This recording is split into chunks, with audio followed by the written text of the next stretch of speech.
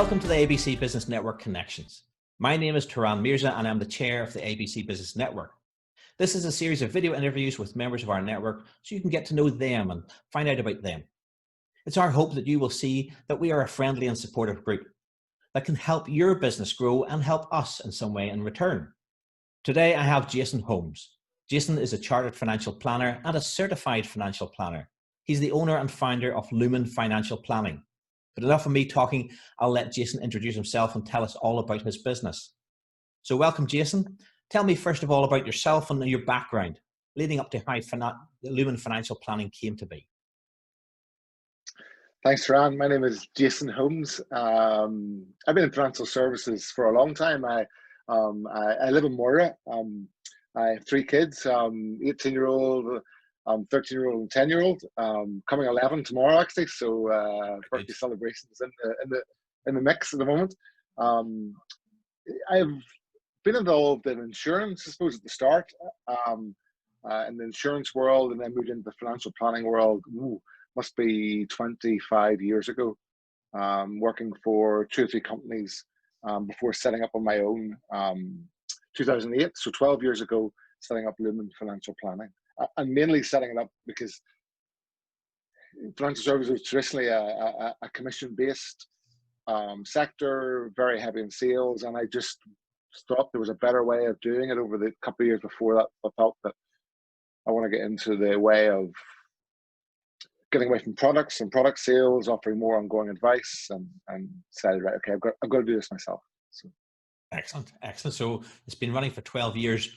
It obviously prompts the next question, what exactly do you do in Lumen Financial Planning? Well, as the company name suggests, we do financial planning, which is actually different to financial advice. We're fully authorized as independent financial advisors to give advice on all the products that are out there. However, financial planning is really like a strategy part of this. So we really we take people and talk to them about their life and what it is that they actually want to achieve in life over the next X amount of years. And then we take their money and bring them both together. So if we think about it, nearly in layers, and you've got this overarching layer of strategy where I will meet with clients and really ask them a lot about what it is that excites them in life, what is it that makes them tick, what is it that their purpose maybe is, try and get out of them and encourage them to talk about what their dreams are in the future, maybe about retirement, maybe about getting kids through uni, maybe about setting up charities, maybe what it is. We then put a financial price on that money.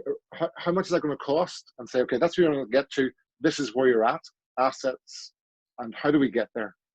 And for a lot of clients, they have various things. I want to retire at 60, I want this amount of money, I want this and this, and I want to take no risk. And it doesn't work. And we've got to have a really open, honest conversation about, well, on a strategy level, it doesn't get there. So this is what you need to do to make it work. And we discuss that and agree that and say, okay, that's your financial plan. And then we take it down another level and go, okay, here's your assets. Can they work better for you? Because if you get costs down or taxation down, it means more stays in your pot, and therefore you can get there quicker. And so can they do it? Can they get there earlier? Can they get there later? What is the risks of not getting there? And we look at all of that. So it's a very open two-way discussion where a lot of times I come with more questions and I come with, but eventually we get to the, right, here's your plan. It's like a roadmap to get you to your destination. So that's basically what we do in financial planning. It's overridden by a sort of cash flow model, which is, I suppose if you think about it, it's for most of us, we'll be used to doing budgeting every month, like a monthly income expenditure. Well, we do that for basically somebody's whole life and say, okay, what's going to drop into this bucket and what's going to drop out, and all of those things the whole way through. And with that cash flow forms the basis of all our advice. What does that make it work or not? Yeah. I'm always curious, how long would that be? Several discussions, and would you do that at people's homes, or do they have to come to your office, or is there a mix? Well, at the moment we do it by Zoom, but usually there's a mixture. I deal a lot with business clients, so I usually go to their offices or they come to my office. And it can happen over a number of meetings. And usually we take a lot of time to think about what it is they actually want to achieve. So there's usually 2 or 3 meetings right at the start. Then we go and gather a lot of information, because invariably a lot of clients come to us and have either a folder of paperwork, or in one lady's case, four black paper bags of paperwork that she's never ever thrown out. Because a lot of people are nervous. Can I throw this out? What is this? I don't want to throw something like this that's I might need to keep.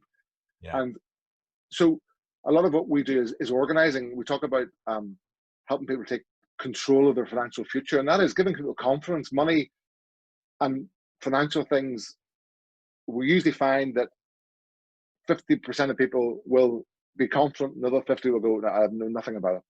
And so depending on what they're like, some people just want us to take all of that over, so we get them organized financially as well, and say, okay, here's what you have, you don't need this, circumstances have changed, or you can get that a lot cheaper now. So it's all about cutting costs, getting it much more structured, and letting them know why they have something, so they understand, okay, I have this contract because that fits into my plan in this way. So for clients, if we think about want to get from A to B, but along the way there's a number of risks. So if I die at some point along the things, well, my family need money, otherwise they're in hardship. So therefore I take out a life insurance contract just to mitigate that risk, and that's all it's there for. I put it in a drawer, forget about it, unless my circumstances, but that's all it's there for, to take away a risk that might stop my family and me getting to there. So.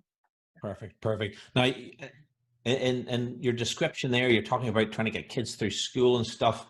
Does this, financial planning really start, mid-career? Or to ask another way, when should people start considering their financial planning? I think they should start as soon as they start work. I think that there's a number of things, if you start work as a 21, 22-year-old, you're probably thinking, oh, retirement's a long way off. However, if your employer is offering a pension scheme and they're paying money into it, that's free money. Join it. You might not think about it for 10 years, but join it. If they're saying, we'll pay 10%, if you pay 10%, and if you can afford it, pay 10%, because suddenly you're getting more money from them, and it's free money. So it should start like that. As soon as you start having some sort of liabilities or dependents, maybe a mortgage or somebody's dependent on you, you should think about some life cover, maybe some critical illness. So it depends on your stages.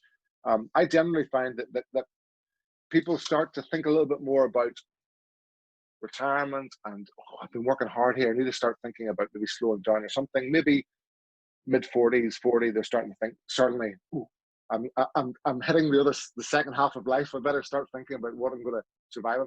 And we generally deal with clients who are 10 years off retirement.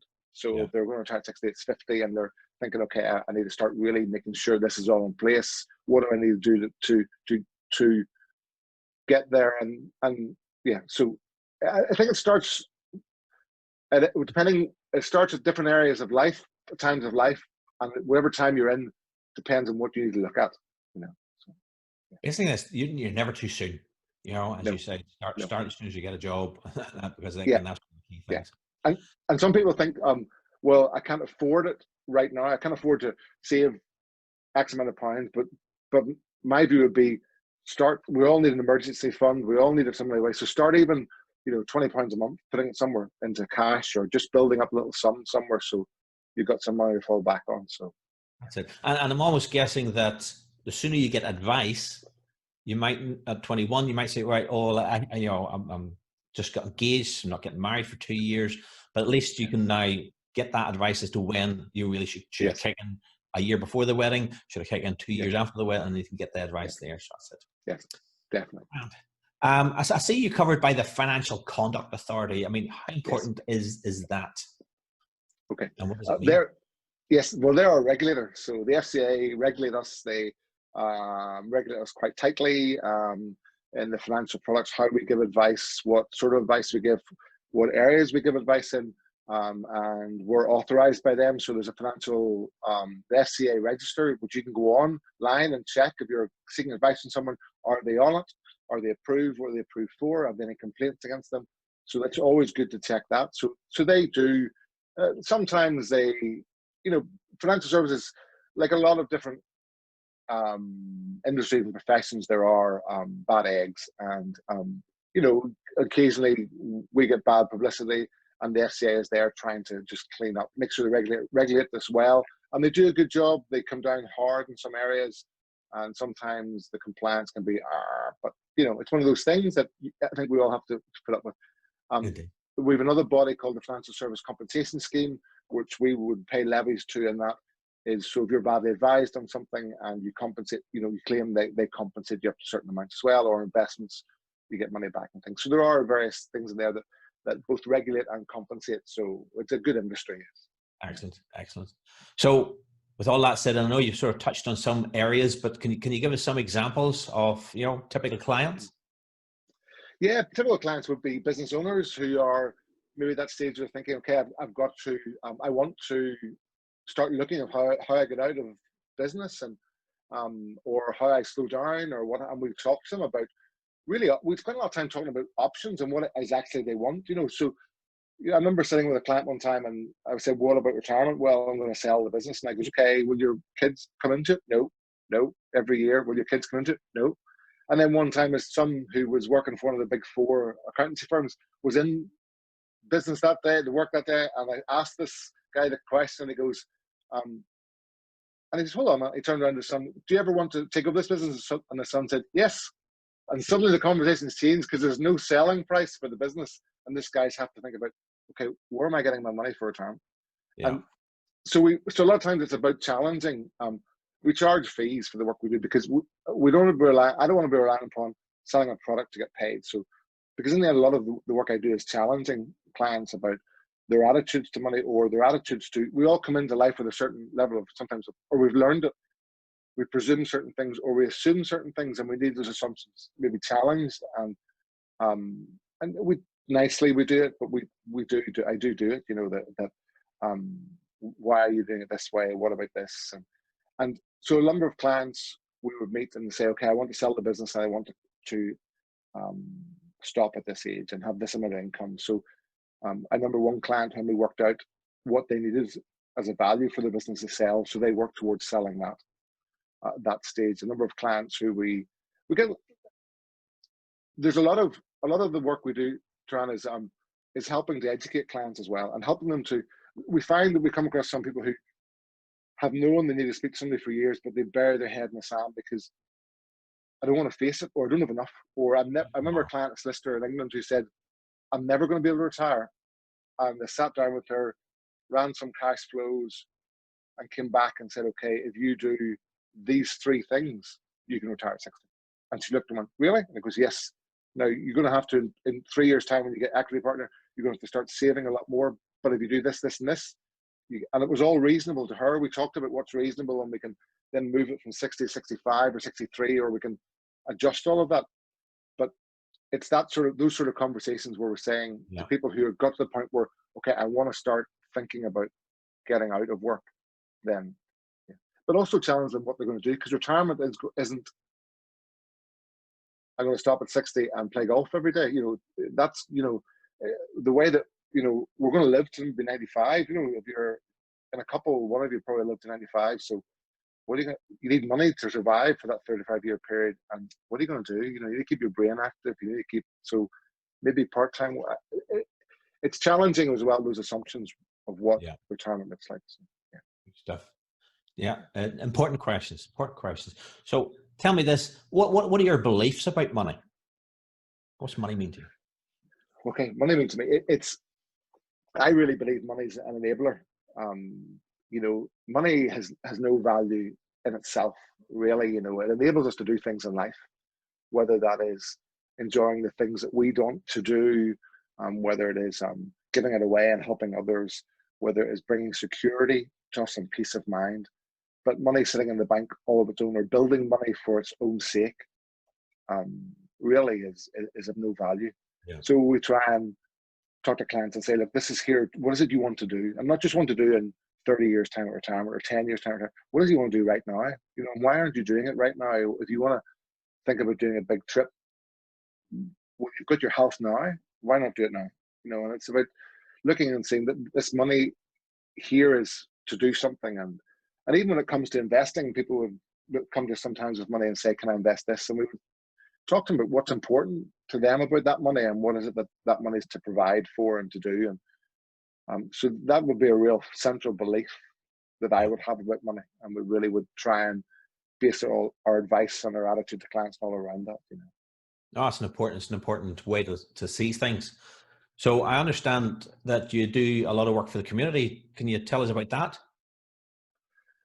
yeah, I suppose a big part of what my whole philosophy and beliefs and faith and all would be about giving back. You know, about I've been very fortunate in life, and I want to just be able to help others. So as a firm, we would give a fair bit of money to charity.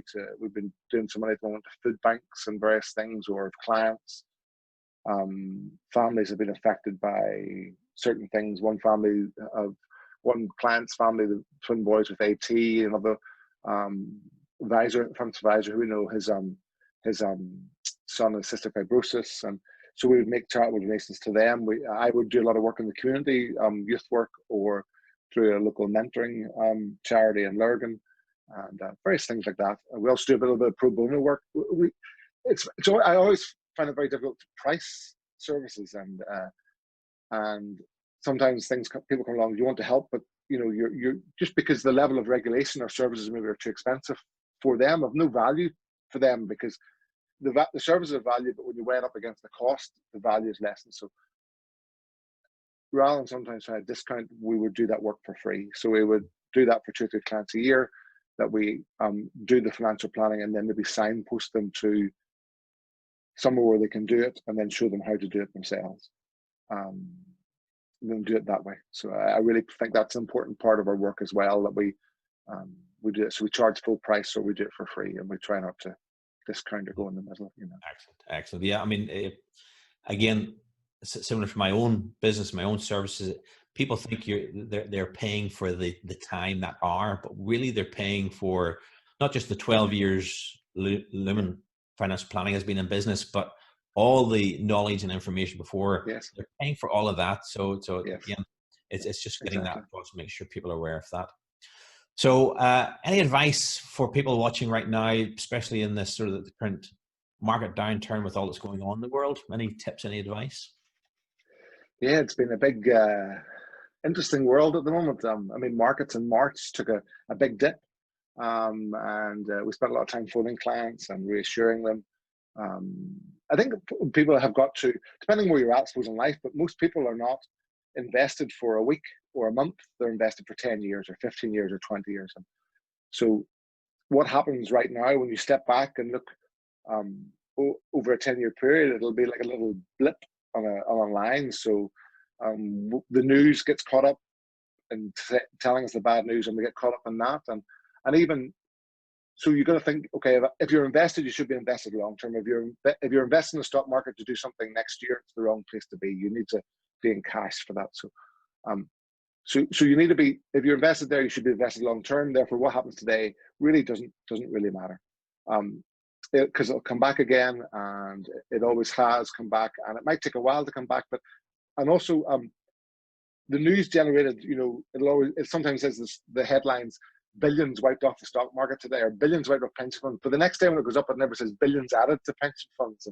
And it is quite interesting, because it'll say the FTSE 100, but more than likely you're not invested in that. You're probably invested in a broader, diversified investment. So yeah. So try, if you can, to ignore the news about it. And also, I would say to people, look at your costs. You buy a fund sometimes, and the costs are so high. And you're much better investing in like a low cost index tracker, where you're getting the market returns. And the research, in my belief, would show that the majority of those will outperform the majority of funds. So, excellent. That's the best way. So think about patience. There was actually very interesting, was research done a few years ago by Fidelity. So the best performing accounts, and the best performing accounts were by people who had died. So they were held by the estates of the people. So nobody looked at them for years, and so nobody had fiddled with them for years.